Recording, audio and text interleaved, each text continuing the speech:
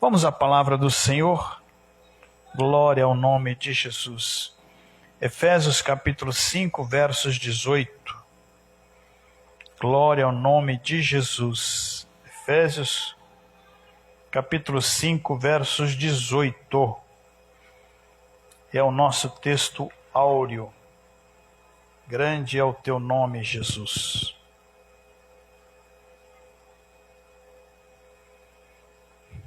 Glória a Deus.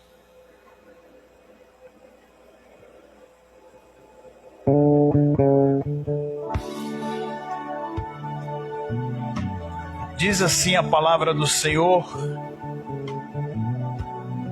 desta forma: E não vos embriagueis com vinho, em quem há contenda, mas enchei-vos do Espírito.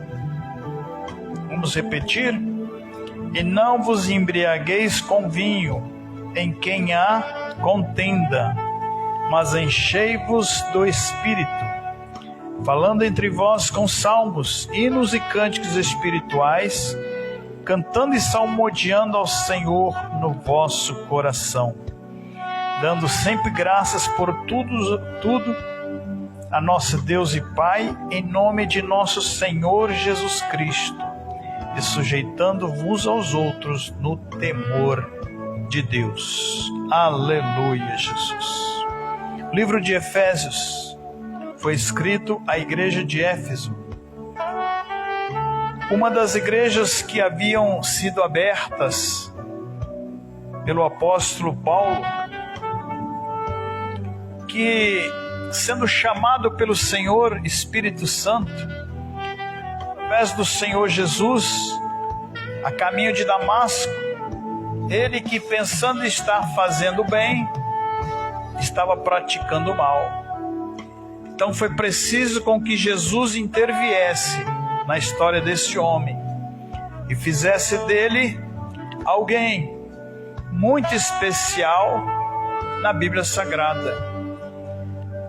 Dos 27 livros, praticamente 50% deles, ou um pouco mais, foi dado para esse homem escrever através das suas cartas. Ele, depois de um tempo evangelizando, passando pelos reis, passando pelos sábios, passando pelas pessoas que ele anteriormente obedecia a voz deles e com isso perseguia a igreja de Jesus Cristo, sem saber, ele pensava estar fazendo bem, mas ele estava perseguindo ao próprio Deus. Então, quando ele estabelece essas igrejas através do evangelismo, todos que nós lemos o livro de Atos sabemos que ele passou por vários lugares daquela região do Oriente Antigo. E ali ele foi firmando cidade em cidade, aldeia em aldeia, um núcleo, uma comunidade, um povo, para que, através da fé no Senhor Jesus Cristo, entendesse que a salvação havia chegado ao povo, à humanidade, através desse homem que havia morrido na cruz do Calvário em Jerusalém e que por todos havia pagado o preço. Numa ocasião que ele chega numa cidade, a cidade de Atenas, na Grécia Antiga, é considerado um dos tempos, dos povos mais sábios daquele tempo. Que era, quem não sabe ainda, a democracia que nós tanto ouvimos falar, ela surgiu naquele país, onde as pessoas se reuniam em público nas praças, e ali alguém puxava um assunto, alguém puxava uma história, e quando essa história precisava ser debatida, todos davam a sua opinião, todos diziam alguma coisa, e ali acabaram chegando no debate, muito acalorado muitas das vezes, e muitas das vezes alguém mais sábio, alguém mais inteligente, alguém mais letrado, alguém de palavra firme, de palavra boa, chegava e convencia muitos que o que era necessário era que a liberdade existisse entre as pessoas, cada um respeitando o próximo, porque não querendo ele que se fizesse com ele o que ele não queria, com os outros aquilo que ele não queria fazer com ele. Então esse apóstolo Paulo, ele chega na cidade de Atenas e vê ali um povo muito místico, um povo muito idólatra. Ele vê ali um povo muito ligado à religião. E ali havia deuses de todo tipo, com todos os tipos de nome e imagens, à semelhança de seres humanos, muitas das vezes até a semelhança de animais. E ali era prestado culto, ali era prestada adoração a esses deuses. A Bíblia não cita, mas eram os deuses do panteão. Eram os deuses em que se colocava acima de tudo, e inclusive esses nomes de Deus deram origem a nomes de diversos planetas que nós temos no nosso sistema solar. Então ele chega naquela cidade de Atenas, vai à praça e vê no centro da praça, no centro da cidade, um nome, uma homenagem a vários deuses. E entre esses deuses havia um ali que estava ao Deus desconhecido. Ele, muito sabiamente, inspirado pelo Espírito Santo, chega entre eles e começa o debate a respeito da fé, a respeito da crença. E ele ali diz assim: eu vejo, varões, que vocês têm várias entidades aqui, as quais vocês veneram, as quais vocês adoram. E aqui entre vocês está o nome de alguém que não tem nome, mas dá-se a entender de que este é diferente de todos os outros. Este é o Deus desconhecido. Então eu vos digo, eu sou servo desse Deus desconhecido. Eu sou aquele que foi chamado para anunciar esse Deus desconhecido. Talvez vocês estão aqui uma certa distância da cidade de Jerusalém, mas lá houve um fato. E esse fato fez com que a notícia se espalhasse. Primeiramente, pregasse isso em Jerusalém, na Judeia e em todos os confins da terra. Então aqui estou eu, nessa distância, pregando a vós a Cristo Jesus. E isso faz com que aqueles homens comecem um debate, e as palavras de Paulo foram tão sábias, foram tão bem instruídas pelo Espírito Santo, que muitos acreditaram na mensagem que ele trazia. Eles deixaram os seus objetos de adoração, eles deixaram aquelas imagens de escultura e eles porfiaram por entrar no caminho da fé no Senhor Jesus Cristo. Depois dele ter conquistado multidões, depois dele ter ganhado várias almas, precisava se estabelecer naquelas vidas a presença de Deus, o conhecimento de Deus, a palavra de Deus. Então ele escreve à igreja que já tinha um tempo, havia ali presbíteros, que são os mesmos bispos dos nossos dias de hoje. Ali havia pastores, ali havia diáconos, havia obreiros naquela igreja, naquela comunidade, que precisavam que se fosse orientado a eles e ao povo. Foram chamados depois de concílios, de conselhos, aonde se debatia as doutrinas sagradas da Bíblia. E eu quero entrar por esse caminho hoje, e nós vamos daqui onde nós estamos, nós vamos para o livro para a carta de Coríntios. Aleluia. Para a carta de Coríntios, onde fala sobre as obras da Gálatas, Coríntios não, Gálatas, fala sobre as obras da carne e os frutos do Espírito. Glória ao nome de Jesus. em outra ocasião você acompanha na sua casa a respeito das obras da carne e os frutos do Espírito. E hoje nós vamos aprender um pouco a respeito do que é o fruto do Espírito. Aquele povo que não sabia como servir a Deus, ao Deus desconhecido, aquele povo que não sabia as regras que se tinha, porque tudo se criava lei, tudo se criava doutrina, tudo se criava ensinamento.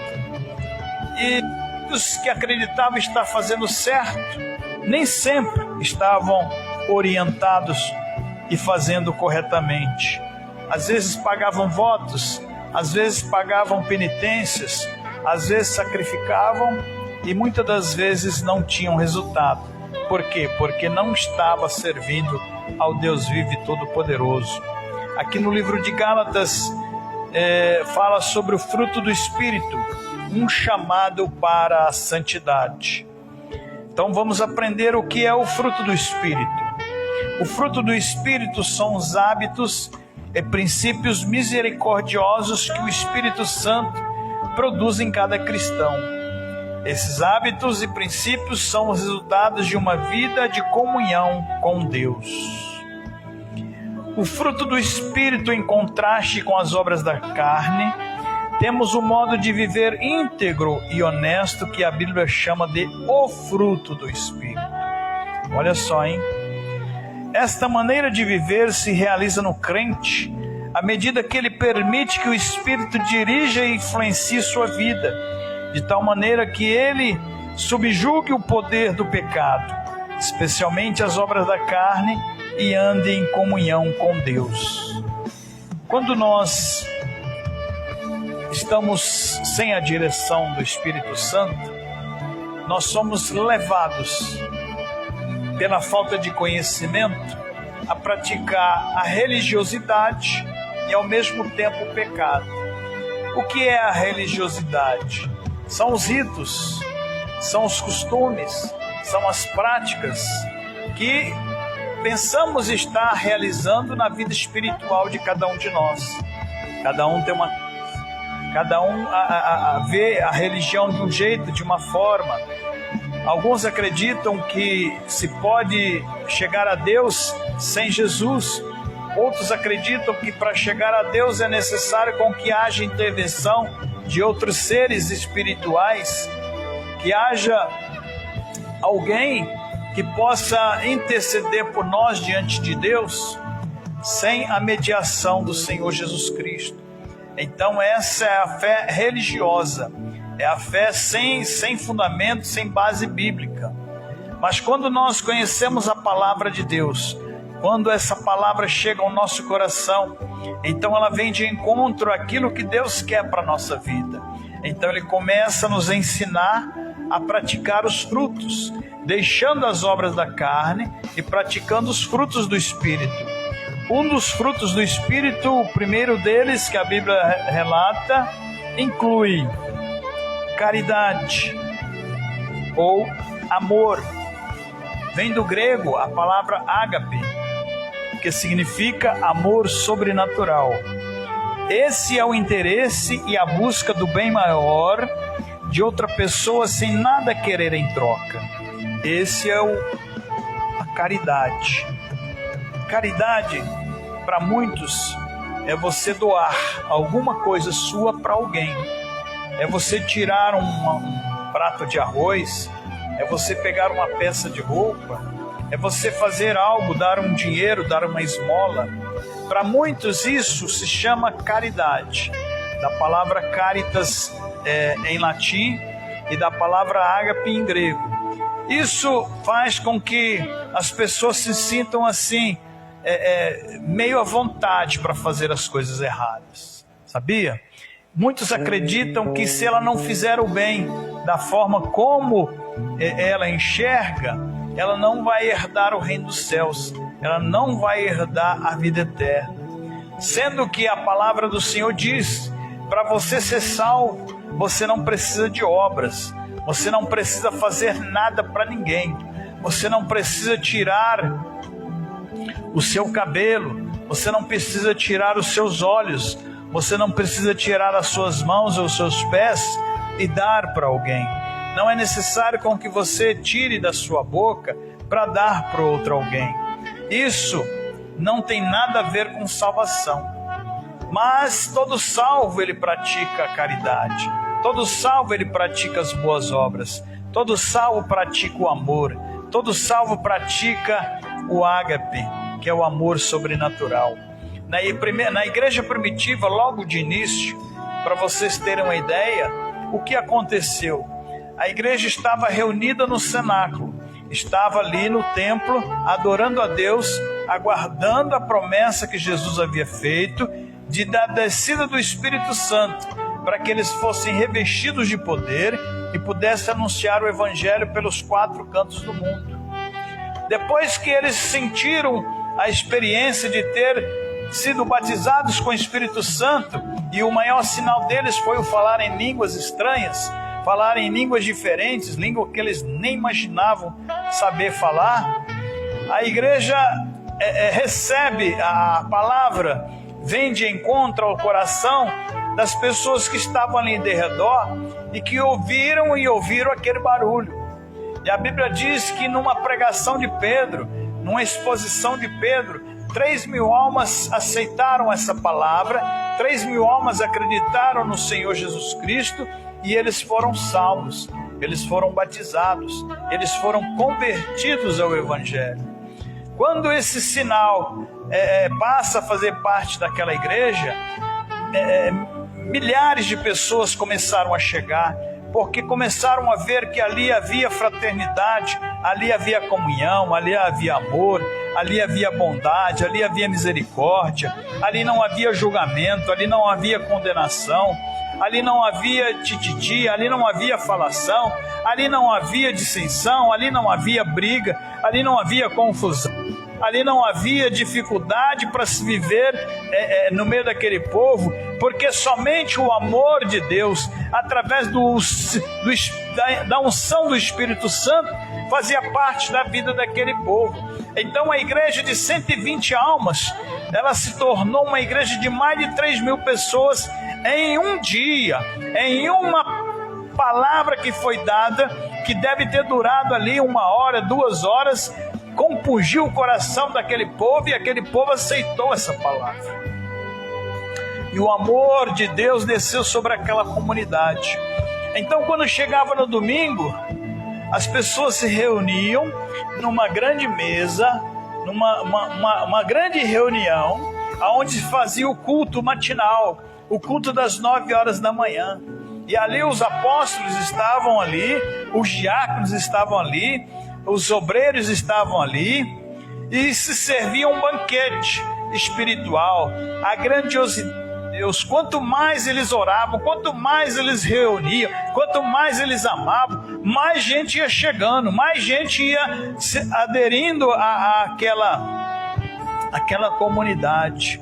Depois que terminava o culto, 11 horas da manhã, aí já tinha lá uma panela feita de comida, havia ali uma alimentação muito grande, as panelas enormes, os pratos então serviam aquele povo, e mais de 1.000 almas por culto, imagino eu, alimentavam-se e era o almoço ágape, era o almoço da comunhão, era o almoço em que as pessoas ali trocavam ideias, conversavam e iam para suas casas satisfeitos, cheios da glória de Deus, cheios da presença de Deus, cheios do Espírito Santo. E isso está faltando em nossos dias hoje.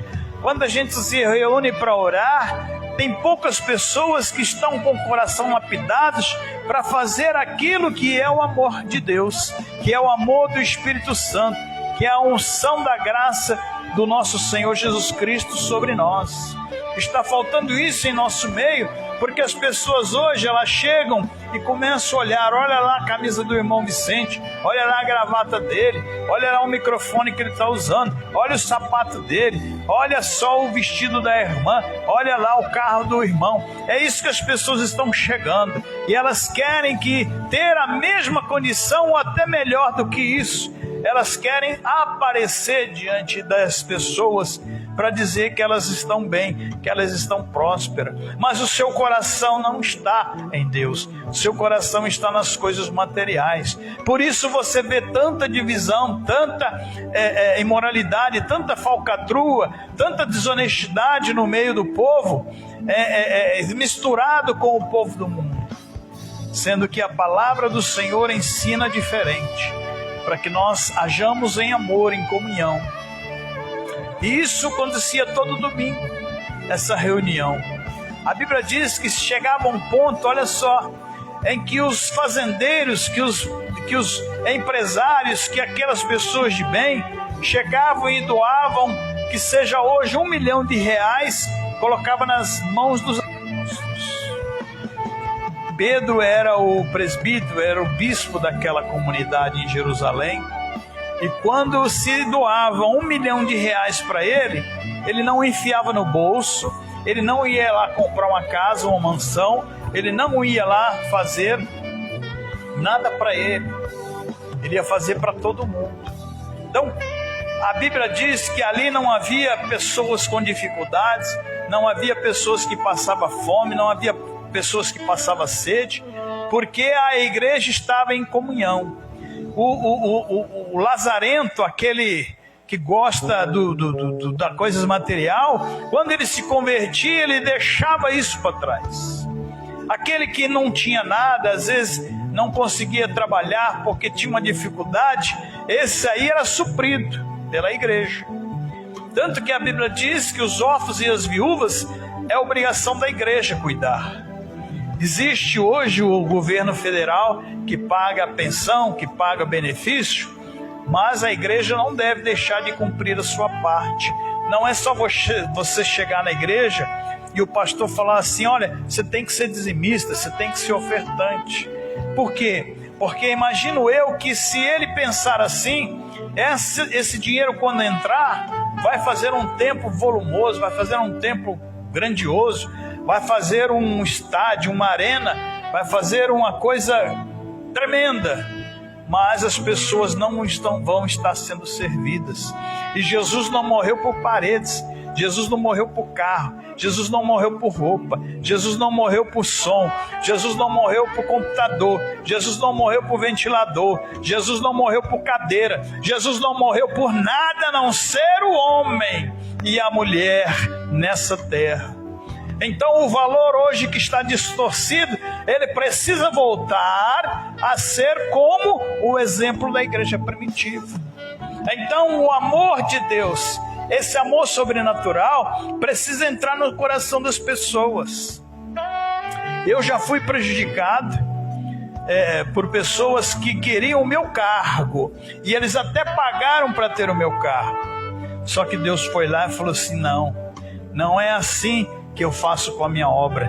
Não é o dinheiro que vai comprar posição aqui no altar, não é o dinheiro que vai comprar posição aqui no conhecimento da Bíblia, não é dinheiro que vai fazer com que esse seja mais importante do que aquele. É a unção de Deus, é a unção dos céus que vai tirar aquele que não tem nada e fazer dele uma criatura grande na presença do Deus todo vivo e todo poderoso. Aleluia!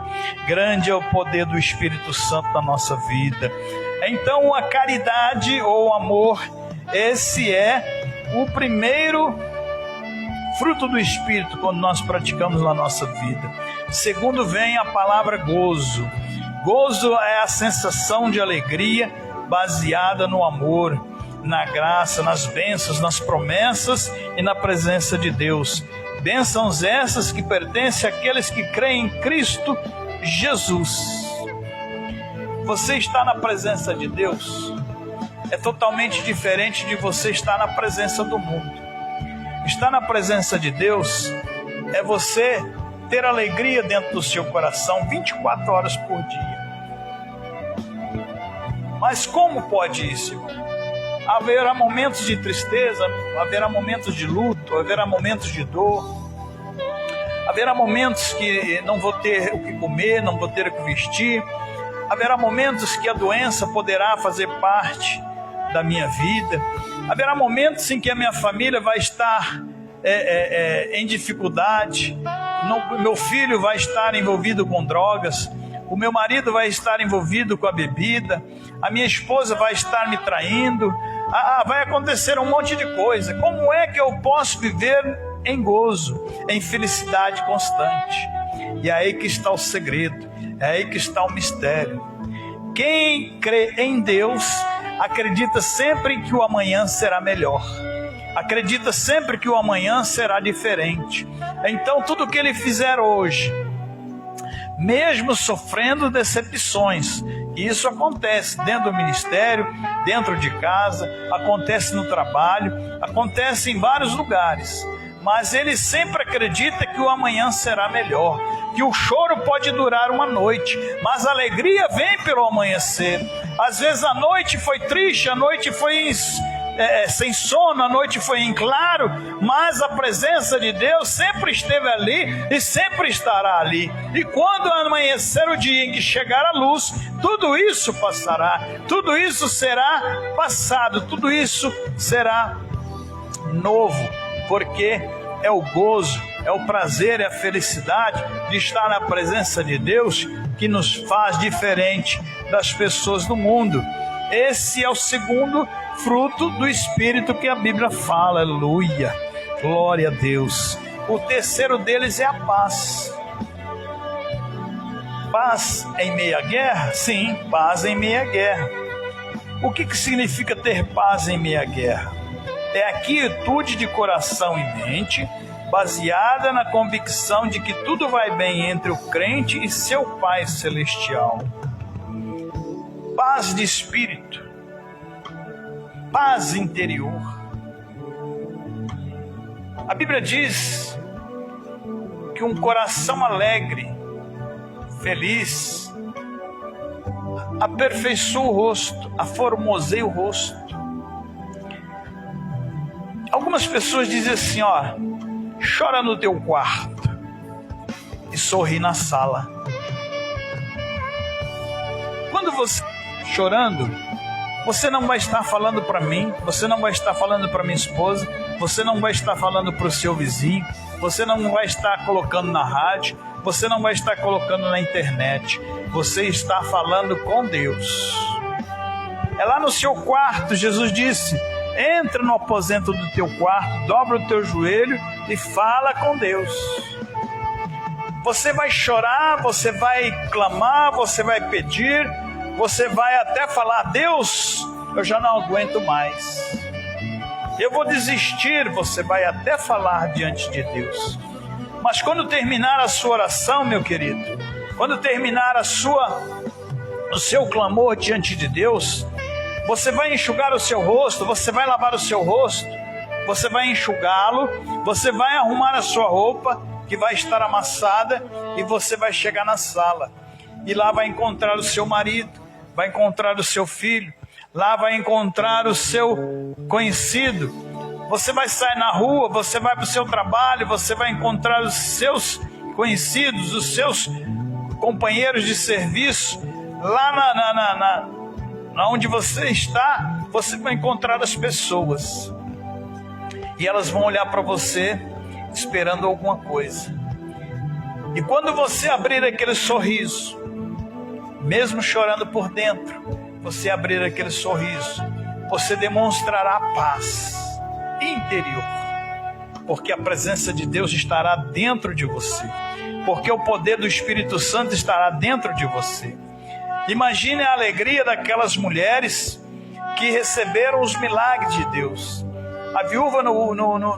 A viúva de Naim estava sem o seu filho, já tinha perdido o seu marido e tinha perdido o seu filho.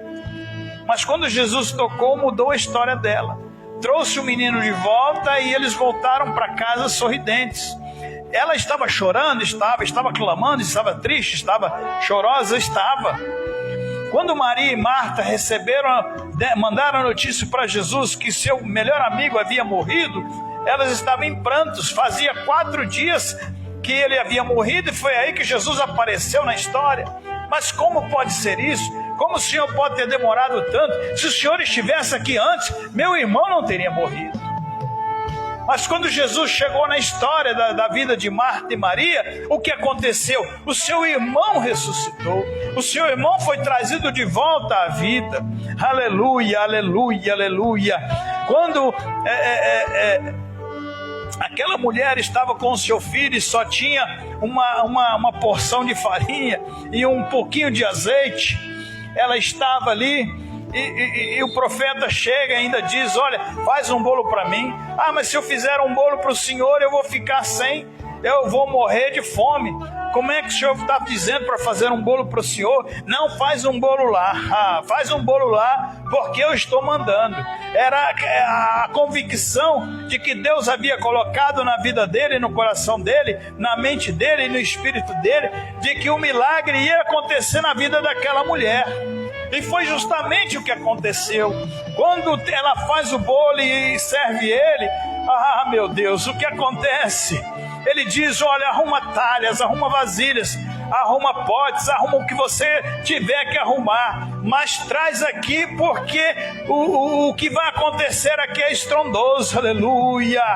Nunca mais vai faltar farinha, nunca mais vai faltar azeite. Você, de pobre e miserável, vai se tornar uma pessoa próspera, uma pessoa rica, de empregado, de viúva, sem pensão, sem benefício. Você vai se tornar uma empresária e você vai receber o seu milagre. Isso é paz de espírito. Saber que hoje o dia pode estar difícil, mas o amanhã será bem melhor. Glória ao nome de Jesus. E essa paz você transmite para as pessoas. O quarto fruto do Espírito é a longanimidade. Significa ter perseverança, paciência, ser tardio para irar ou para o desespero. É fácil? Não, não é. Por quê? Você ser longânimo é você não reclamar da situação adversa. Você ser longânimo é você entender que aquilo que você está passando agora, daqui a pouco vai melhorar, daqui a pouco vai mudar, daqui a pouco vai acontecer algo tão bom na sua vida, que as coisas que você está passando agora, a maior contrariedade do mundo, alguém te decepcionou tão grandemente que você quis matar aquela pessoa, ou você quis tirar a sua própria vida por algum motivo. Mas a longanimidade, ela faz nos enxergar amanhã, faz nos enxergar a semana que vem, faz nos enxergar o mês que vem, faz nos enxergar o ano que vem, faz nos enxergar lá adiante. Por quê? Porque é necessário com que nós vivamos dia após dia. O que hoje parece estar difícil, amanhã vai ser diferente. Isso é ser longânimo. Você vai ser provocado. Eu, diariamente, sou provocado. Eu uso um chapéu no serviço e as pessoas, para mexer comigo, ó, pastor Valdomiro, é isso que elas querem que eu não goste, ou eu fale que eu sou Vicente, não Valdomiro. Por quê? Porque estão me ligando a um homem suspeito de algumas coisas não muito corretas. É vender feijão, é vender isso, vender aquilo. Então, para me provocar, porque eu sou moreno e uso esse chapéu, eles chegam e falam: pastor Valdomiro. Mas eu fico na minha, espero, porque eu tenho certeza que na provocação que eu recebo é um espaço para eu pregar a palavra do Senhor para eles, para eu falar da Bíblia Sagrada, para eu falar do amor de Deus. Muitas das vezes eu digo para eles assim: olha, sabe por que os caras fazem isso? É porque quem tem paga, quem pague, tem quem tire da boca para levar para ele, porque ele chega e diz: olha, eu subo um monte com os pedidos de oração que você me trouxer, mas a pessoa não tem coragem de dobrar os seus joelhos diante de Deus na sua casa. Elas não têm coragem de se humilhar diante de Deus na sua casa para pedir ela mesma o milagre diante do Senhor. porque para ela é tanto pecado, é tanta sujeira, é tanta imoralidade, que ela se sente indigna de falar com Deus. Mas eu digo a você, se você se humilhar diante do Pai, se você se deixar levar pela presença de Deus, pelo Espírito Santo de Deus na sua vida, um dos frutos do Espírito, que é a longanimidade, fará parte da sua vida, porque você será grandemente, poderosamente abençoado, porque as coisas ruins não farão parte da sua vida. Isso é ser longânimo, é ser perseverante, é ser paciente, é ser tardio para se irar ou ser desesperado. O quinto fruto do Espírito se chama benignidade. Bondade, benignidade tem algo assim similar, mas elas são diferentes na sua maneira de interpretar. Quando você é benigno, você não quer magoar ninguém, nem lhe provocar. Tem gente que tem prazer nisso. Não é só lá fora no mundo, não. Aqui dentro da igreja, aqui dentro do ministério. Tem pessoas que não nasceram de novo da água do Espírito, não experimentaram o amor de Deus, ou às vezes até experimentaram um dia, mas não foi suficiente para mantê-las na presença dele. Então elas caíram, então elas se perderam no caminho. E o prazer dela é machucar as pessoas, é maltratar as pessoas, é pisar nas pessoas, é fazer com que as pessoas se sintam inferiores a ela. E isso não é ser benigno, isso é ser maligno. Quem faz isso está fazendo a vontade do inimigo, não está fazendo a vontade de Deus.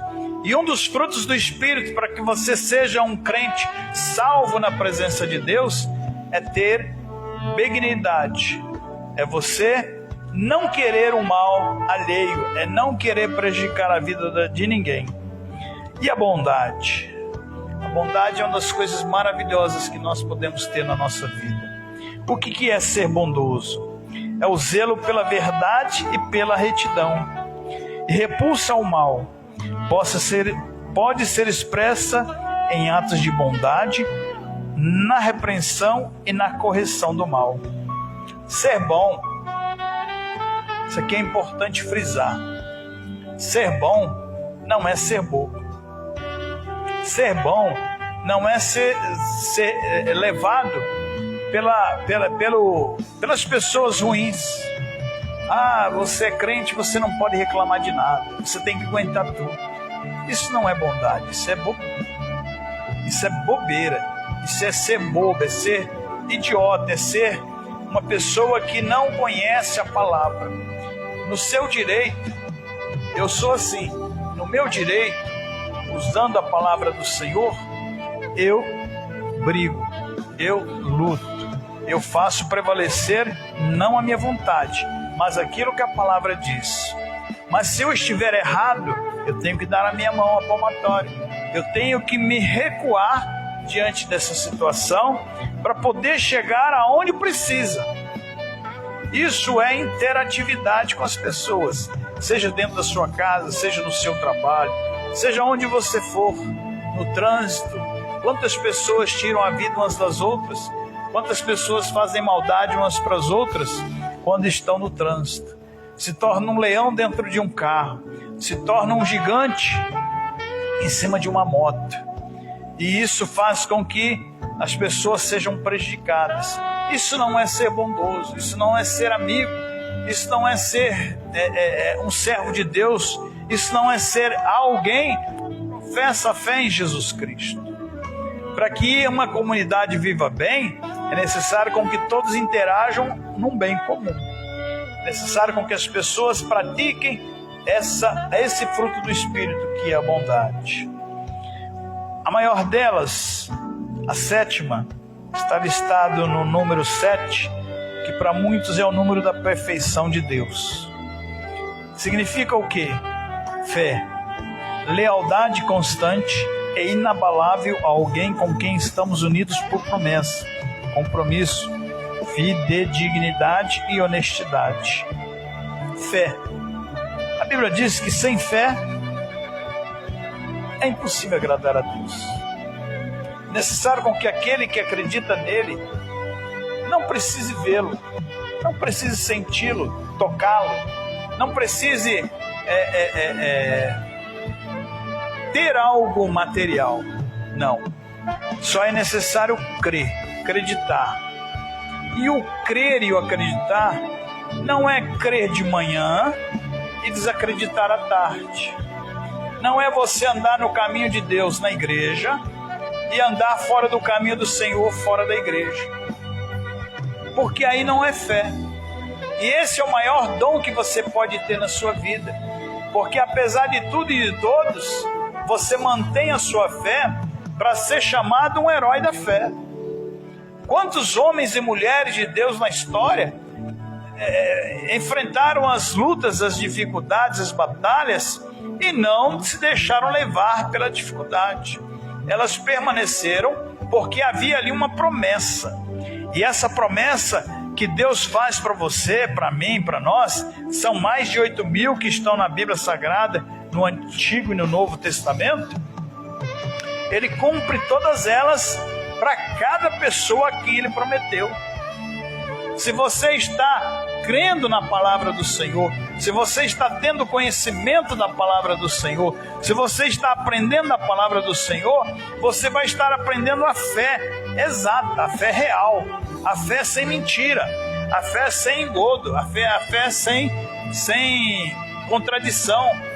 Algumas pessoas chegam e dizem: nossa, mas a Bíblia foi adulterada, a Bíblia foi mudada, nossa, a Bíblia foi escrita por homens. Ah, mas é tanta coisa, obstáculo, tantas dificuldades que elas colocam, que aí elas querem crer no quê?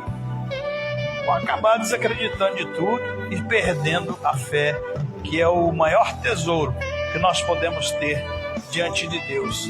Temos que ter fé. Esse é o 7º fruto do Espírito, mas o principal de todos. Mansidão. Ah, meu Deus. Isso aqui tem a ver com natureza. Chama moderação, associada à força e à coragem. Descreve alguém que pode se irar com equidade quando for necessário e também humildemente submeter-se quando for preciso. Para a mansidão de Jesus, a de Paulo, a de Moisés. Só para citar 3 exemplos. Jesus teve ocasião que ele brabo, mas tão brabo, que se dependesse dele, fogo do céu ia descer e consumir aquele povo. Ele pegou uma vez o chicote, literalmente falando, isso não foi conjectura não. Ele pegou o chicote nas mãos e ele não bateu em nenhuma pessoa. Ele não deu sacudida em ninguém. Ele foi destruindo as mesas que foram postas praticamente dentro do templo. Havia ali uma mesa que se vendia pombos, ali havia uma mesa que se vendia rolinhas, ali havia uma mesa que se vendia bode, que se vendia carneiro, que se vendia ovelha. E as pessoas iam lá, compravam aquilo, entregavam no templo para o sacerdote. Elas faziam isso uma vez por ano, ou quando o pecado era tão grande, precisava se sacrificar para que fosse remido os pecados e ela não fosse considerada culpada. Então de todo um cerimonial. E os animais eram usados para isso. Quem tinha mais poder aquisitivo sacrificava até boi.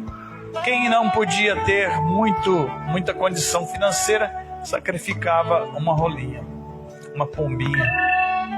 E o que acontece? As pessoas faziam isso lá dentro. Chegavam lá fora, elas mentiam, elas adulteravam, elas roubavam, elas enganavam.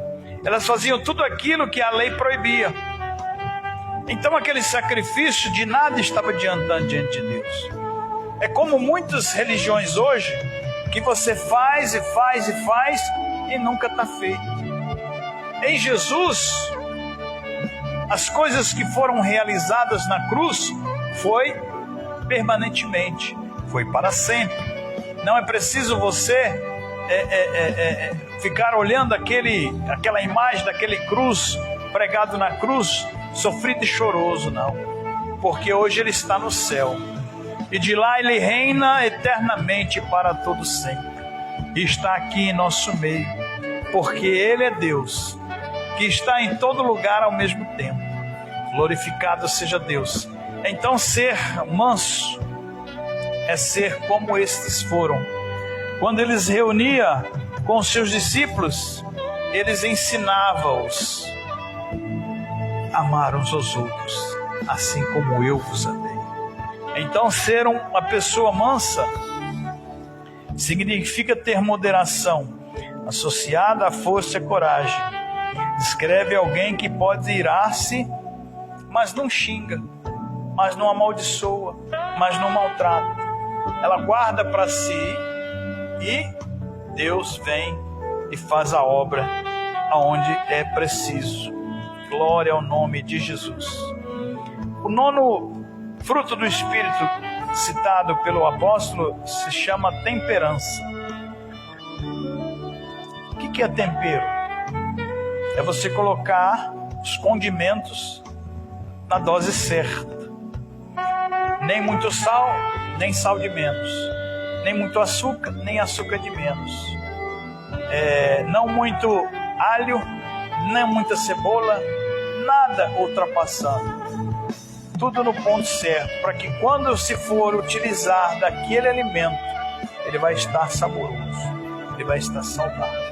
Então ser temperado é isso, é o controle ou o domínio sobre os nossos próprios desejos e paixões, inclusive a fidelidade aos votos conjugais e também a pureza. Quando a pessoa tem temperança, ela não se deixa levar por nada que possa prejudicar a vida de alguém ou a dela mesma. Existe um desejo, existe uma paixão, existe um interesse, existe os olhos não têm cerco, e ele vê aquilo que está à sua frente. Mas quando os olhos veem, e a Bíblia diz que se vem para o coração, aí se torna impuro. E a pessoa temperada, ela vai saber equilibrar aquilo. Por mais que a sedução seja grande, por mais que a proposta seja boa, olha, aqui tem essa grana aqui, ó. Se a gente pegar metade dela, vai acontecer o seguinte: nós vamos ficar bem de vida. Mas e a outra metade? A outra metade vai para quem precisa. Só que é a integridade daquela grana, é aquilo tudo que está ali, que não é pertencente a ela, que ela não pode pôr as mãos. Então a sedução, ela existe, a provocação, ela existe, mas a pessoa que é temperada, ela não se deixa ser dominada por isso. Então é o nono dom do Espírito Santo para nós praticarmos. É muito bom aprender de Deus, é muito maravilhoso aprender de Deus. O ensino final sobre o fruto do Espírito é que não há qualquer restrição quanto ao modo de viver aqui indicado. O crente pode e realmente deve praticar essas virtudes, são chamadas virtudes, continuamente. Domingo, segunda, terça, é no meio do mês, é no final do mês, é o começo do ano, final do ano. Ela vai ser sempre uma pessoa de uma cara só. Ela vai ser sempre uma pessoa de um comportamento íntegro, reto, diante de Deus e diante dos homens. Você vai falhar? Vai ter dias que você vai errar, mas o arrependimento, a comunhão volta quando você se deixa dominar pelos frutos do Espírito. Isso é muito bom, e é isso que nós temos que aprender, a como viver diante de Deus e diante da nossa sociedade. Vamos ficar de pé, vamos orar, agradecer ao Senhor por essa palavra. Glorioso Deus, maravilhoso Pai que estás nos céus, em nome do Senhor Jesus Cristo, nós te adoramos, te bendizemos, te glorificamos, te damos graças porque o Senhor é bom e a sua misericórdia dura para todo sempre. Fica conosco, Senhor, nessa batalha, fica conosco, Senhor, nesse dia, fica conosco, Senhor, nessa vida. Breve o Senhor voltará sobre a terra. e o Senhor quererá nos levar para os céus. Então, meu Deus, entra na vida de cada um de nós de forma completa, 110% se possível, e na vida da pessoa que está assistindo esse culto pelas redes sociais. Vão ser feitos, Senhor, cortes nesses vídeos, e muitas pessoas ainda vão ser alcançadas pelo Evangelho. Nós somos missionários, Senhor. Nós somos aqueles evangelizadores que levam a palavra do Senhor pelos 4 cantos do mundo. Obrigado, Jesus, por essa noite, por essa palavra, por tudo. Em nome do Senhor Jesus. Glória a Deus.